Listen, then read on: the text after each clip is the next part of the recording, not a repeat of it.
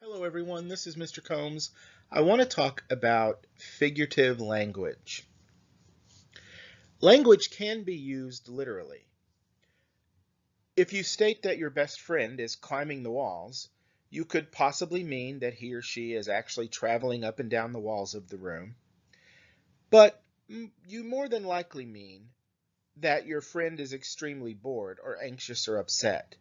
When you use the phrase climbing the walls to mean bored or anxious, you are using language figuratively. According to Robert Eaglestone, a figure of speech is the use of words or a phrase in a way that isn't strictly true. Figurative language is all around us. You are just as likely to encounter it while reading a magazine or newspaper article or talking to friends as you are when reading literature. According to Roberts and Jacobs, it would be difficult to find any good writing that does not use figurative language to some degree. However, they state that such language is most vital in imaginative writing, particularly poetry, where it compresses thought, promotes understanding, and shapes responses. There are many different types of figurative language, and I want to talk about the most common types now.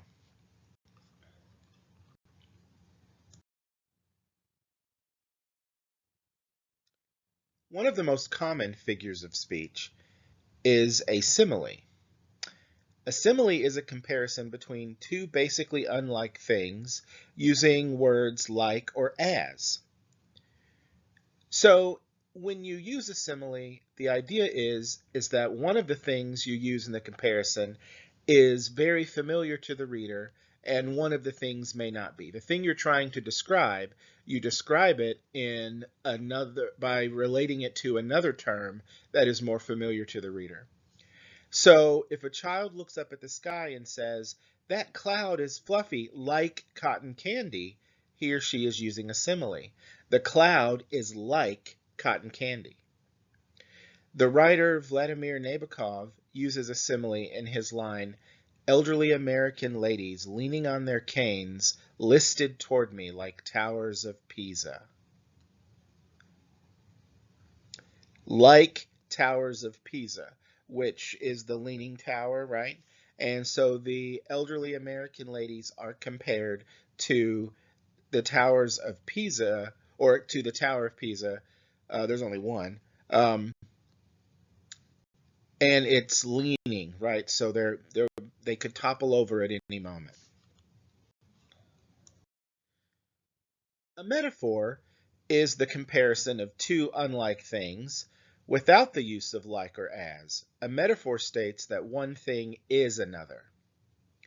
Shakespeare uses a metaphor when he states, "Sometimes too hot the eye of heaven shines." There he's comparing the sun to an eye. A metaphor is also used in the saying, "Failure is an orphan with no takers." So failure is compared to a child that has no mother or father. So nobody wants to be a failure or have failure in their life. So failure is like the orphan that nobody wants to take, right?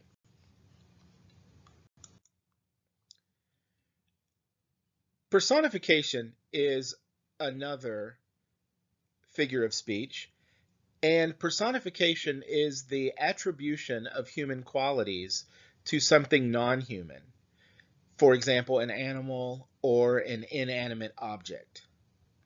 In Sylvia Plath's poem Mirror, the speaker is a mirror that states, "Most of the time I meditate on the opposite wall." Plath uses personification when she gives the mirror a voice and writes that it meditates, right? Meditation is something that a human does, not something that an inanimate object like a mirror does. Likewise, a frustrated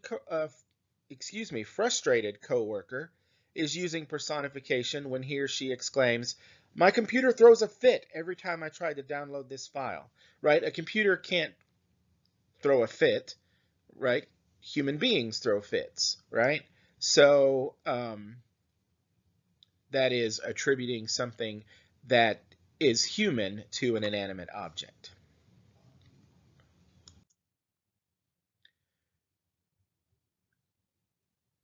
Another figure of speech is a symbol. And a symbol is a person, place, object, or event that stands for something greater than itself. The American flag, for example, is a symbol that represents freedom and patriotism, right? Let's also consider the following poem by Linda Paston. To a Daughter Leaving Home. When I taught you at 8 to ride a bicycle, loping along beside you as you wobbled away on 2 round wheels, my own mouth rounding in surprise when you pulled ahead down the curved path of the park, I kept waiting for the thud of your crash as I sprinted to catch up while you grew smaller, more breakable with distance, pumping for your life, screaming with laughter, the hair flapping behind you like a handkerchief waving goodbye. So in this poem, the daughter riding away from her mother on a bicycle when she was younger becomes a symbol for her growing up and leaving home to start her own life. So the mother experiences the same feelings that she felt as the daughter was getting away from her on the bicycle when she was younger, as she feels now that the daughter is getting ready to leave home. I assume she feels them even greater, though, right? Because she knows that her daughter's going to ride her bicycle but then come back. Here, she's sending her daughter, or her daughter is going out into the world. So the idea of going away from the mother on a bicycle is a symbol for the daughter going out and starting her own life.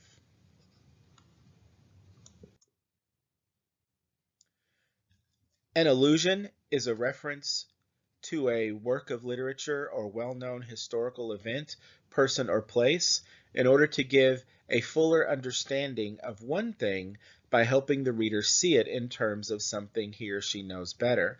So when writers use an allusion, they expect their readers to recognize and fully understand the thing, person, or place that is alluded to and relate its meaning to the new context. So, for example, when you tell your friends that cleaning out your garage over the weekend was a Herculean task, you're alluding to the Roman myth of Hercules. You want them to understand that the task was almost impossible to complete, as were the 12 labors of Hercules from the myth. Likewise, in his novella, Heart of Darkness, Joseph Conrad alludes to the Greek fates, the old crones from mythology who measured out the lives of humans, weaving out their destinies on a great loom, by describing a scene in which 2 knitting women seem to know what will happen to the narrator.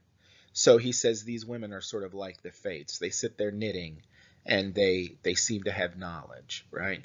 So Conrad was sure that his readers, this was written in the early 20th century, Heart of Darkness, he was sure that his readers would understand that allusion.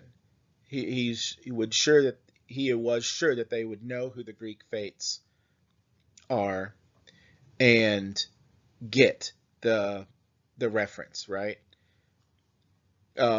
Usually authors, they try not to use allusions that they don't think their readers will understand. Now, one of my favorite poets, T.S. Eliot, would use obscure, sometimes classical allusions in his writing, but he wanted people to go and look them up, right? He wanted people to be confused at first so that they would go and look up the allusion and understand the great tradition and history of literary works that led up to his writing.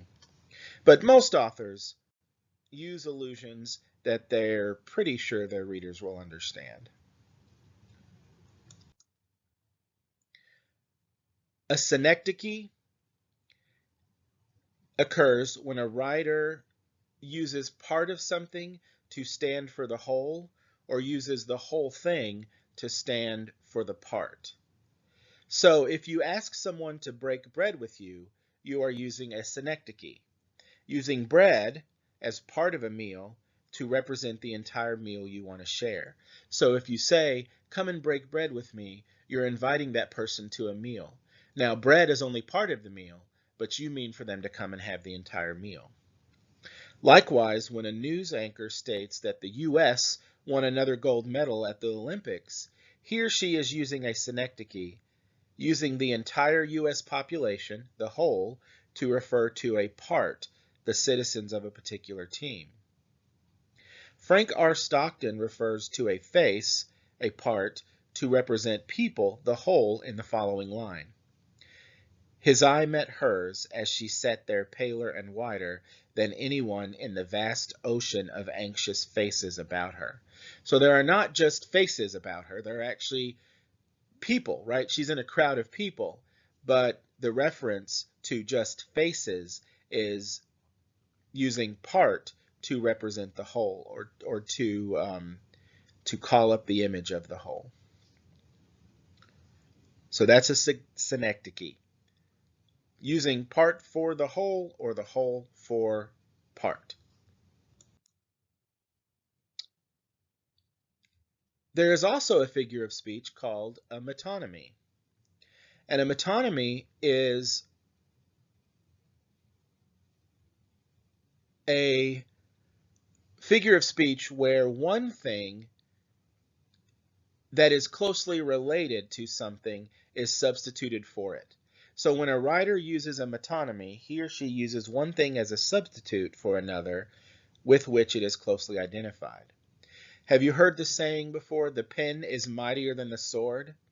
That uses metonymy, since the pen is used in place of the words of negotiation, and the sword is used in place of physical combat. Robert Frost makes use of metonymy in the following passage.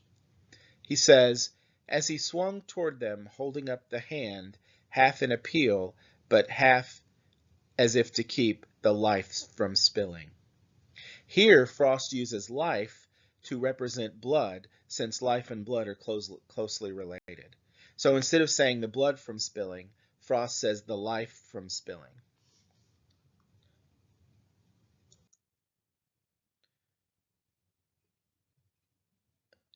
Another figure of speech is apostrophe.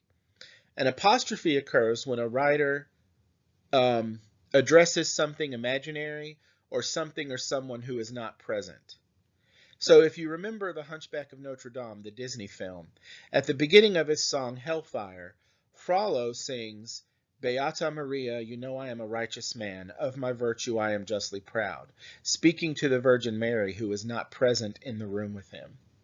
Likewise, John Donne addresses death in one of his poems, saying, Death, be not proud, though some have called thee mighty and dreadful, for thou art not so. So death is not a person, right? It's not a being. It's sort of an event or an abstract concept, the ending of life. So when you say death, don't be proud of yourself, you're not as mighty as you think, you're speaking to death, and death as a person is an imaginary concept. A hyperbole is an exaggeration used to create a certain effect. One of the hyperboles that I just love is in a folktale about Paul Bunyan. The narrator uses a hyperbole when he says that the winter was so cold that all spoken words froze solid before they could be heard. Right? When you say something, your word is not going to freeze solid no matter how cold it is. And then also a teenager whose parents show up at a party to drag her out by her ear uses a hyperbole when she tells her best friend on the phone, I was dying from shame. So she wasn't really dying. An understatement is the opposite of a hyperbole.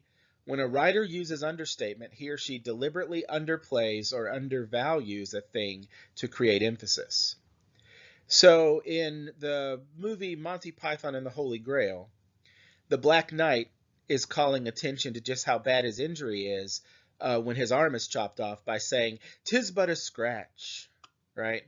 And then in the film Kill Bill Volume 1, After seeing the bloody massacre at the bride's wedding, Earl McGraw uses an understatement when he says, "It would appear someone objected to this union and wasn't able to hold their peace." Right? That's pretty, both of those are pretty funny understatements, right? They both um, underscore, emphasize just how bad each of the situations are. And finally, oxymoron. An oxymoron is a single phrase that combines two apparently contradicting elements. John Donne uses an oxymoron in the line, "O miserable abundance, O beggarly riches." So being miserable and having an abundance of wealth or whatever, those are two contrasting ideas.